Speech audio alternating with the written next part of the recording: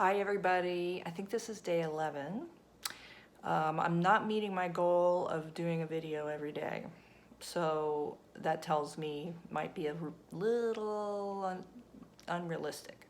So I'm going to try to do 3 or 4. And I hope you guys are watching the previous ones so that you catch up to where we are. And this is the template for a book I'm writing. I was a firefighter for 22 years, and now I've been a licensed professional counselor for about 14 years. Today we're going into chapter 3. Chapter 1 was, well, there was an intro, and then chapter 1 was all about the sympathetic and the parasympathetic nervous systems and how they work. And then chapter 2 was your toolbox. So for chapter 1, you're supposed to be thinking about what the problems are in your life and coming up with solutions. For chapter 2, you're supposed to try out all these tools and see what works for you, so that when you do get depressed or anxious, you can start using them and feel better soon, I hope. All right. And also to go see a doctor. I know it's really kind of hard right now, but I hope you're getting your yearly physicals, because there are a lot of medical conditions that can cause depression and anxiety, like low thyroid. I found that out when I was like 36. My thyroid was shot. So I was on the hazmat team on the fire department and all that. I got exposed to all kinds of stuff. I clean pools. So the chlorine is really bad for that, but it's a very simple fix. You just take a synthetic form of the hormone and you feel better right away. When you go from like black and white to color. It really lifted my depression when I started taking Synthroid. But you want to go in and you want to get a physical, because most of these problems we have that we die of old age, we can prevent them maybe, or we can at least minimize the harm from them. We talked about harm reduction in some of the other videos, I believe, and I'm going to continue to talk about that. None of us is going to be perfect.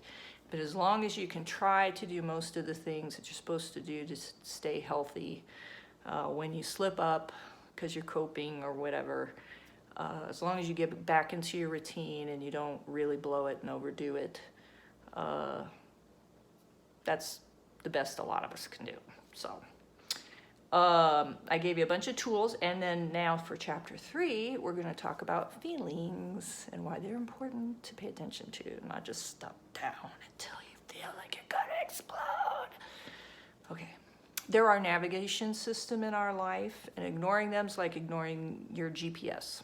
I mean, your GPS makes things a lot easier most of the time. So you want to pay attention to that. When your sympathetic nervous system is on, you might feel some energizing feelings, you might feel euphoric, you might feel terrified, and you can make some mistakes when you're in that sympathetic nervous system. So it's important to know, what do I feel like when I'm triggered? I would just get angry. That's pretty much my go-to feeling. I just get angry. And if you think about anger, anger is actually really fear, because I'm getting into that, hey, fight, flight, hide.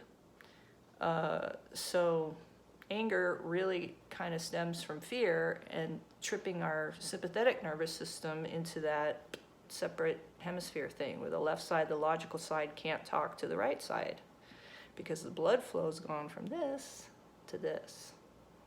Right? So we want to know, what do I feel like when these parts of my brain aren't communicating? What are my habits? What do I do? Do I tend to react and start fighting with somebody? Do I tend to stuff myself down like a turtle and hide away from everybody? We know people do both of those things, don't we? Or do I run?